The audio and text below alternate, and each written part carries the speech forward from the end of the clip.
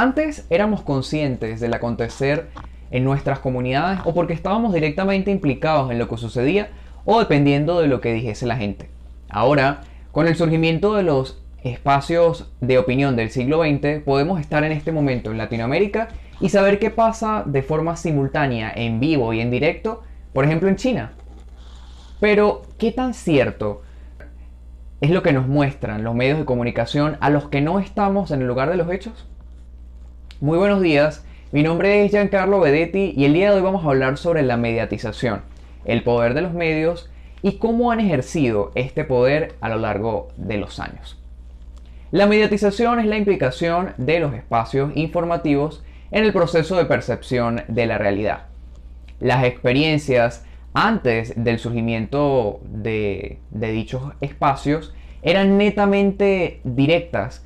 Un individuo emitía inferencias a su entorno. Sin embargo, con la llegada de la imprenta, la radio y posteriormente la televisión, se comienza a percibir un fenómeno, y son las experiencias indirectas de la realidad. En otras palabras, individuos que seguían un acontecimiento de manera remota y a partir de la información que era transmitida por los medios sobre ello, estos formaban su propia opinión al respecto. Siguiendo el ejemplo de China, yo les puedo decir en este momento, y sin haber estado nunca allá, que es un país con un índice poblacional bastante alto, tiene una cultura muy diversa a la nuestra, y esto es algo que todos conocemos, y es lo extraña que es para nosotros su gastronomía. Walter Lippmann es un pensador fundamental para entender este concepto, ya que él formula un proceso de formación de opinión donde los medios de comunicación tienen tal implicación en los individuos que al final son ellos la opinión pública.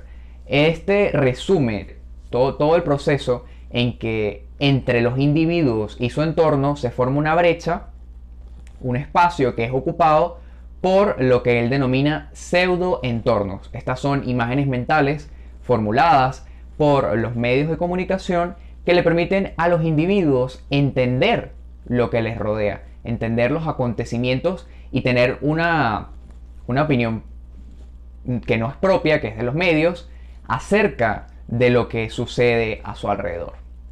Ahora, yo aquí les voy a dejar una imagen y en ella se puede percibir cada uno de los preceptos que acabo de exponer.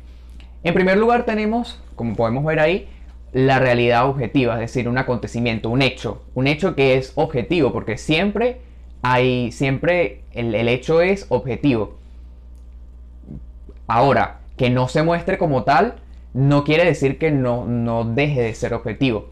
¿Por qué no se muestra así? Bueno, primero, porque sin importar los esfuerzos que se hagan, la realidad nunca va a poder ser captada en su totalidad. Se toman fragmentos de ella y esos fragmentos dependen de la interpretación de quien los capte, porque a la hora de transmitir su mensaje se va a ver claramente su interpretación.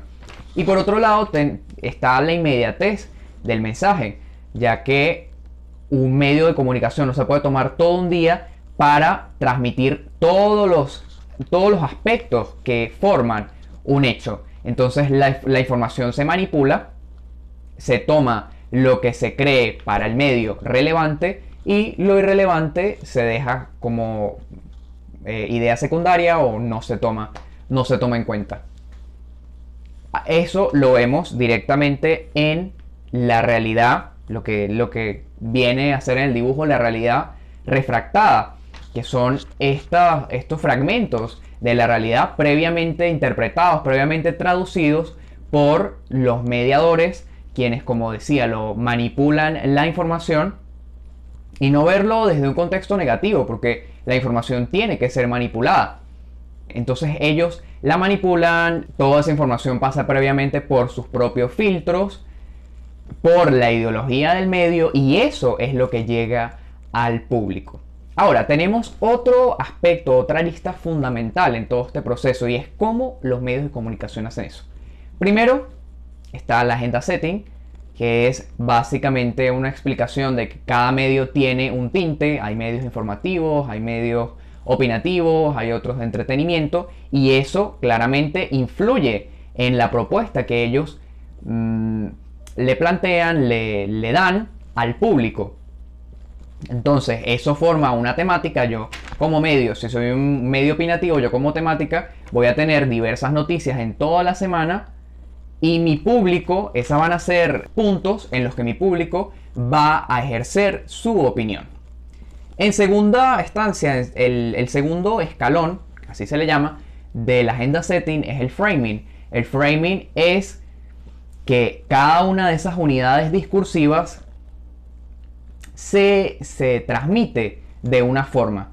Es decir, los medios explican qué sucede, cómo sucedió, cuándo sucedió, todas las preguntas de las 5WH, pero desde su perspectiva, desde su ideología, desde su visión de lo que pasó. Y eso va claramente se va a percibir en el modo de transmitir esa noticia.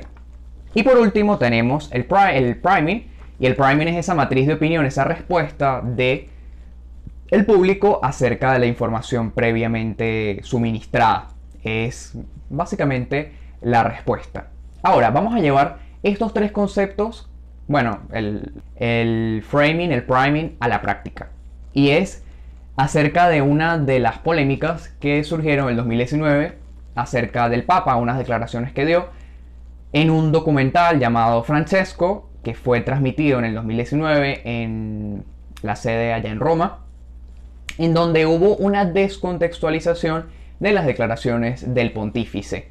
Aquí se puede ver un framing en una declaración, ya que, bueno, el Papa había hecho, a lo largo de ese año, del 2019, había hecho dos entrevistas a dos medios totalmente diferentes. Uno era Televen, en donde respondía a preguntas totalmente diferentes, y en el documental el mensaje se manipuló de tal forma que se veía, o sea, se hacía entender que el Papa estaba manifestando su aprobación al matrimonio igualitario. Las declaraciones eran así. Él decía: los homosexuales tienen derecho a una familia. Eso fue lo que se presentó ahí en ese documental. Ahí está el framing.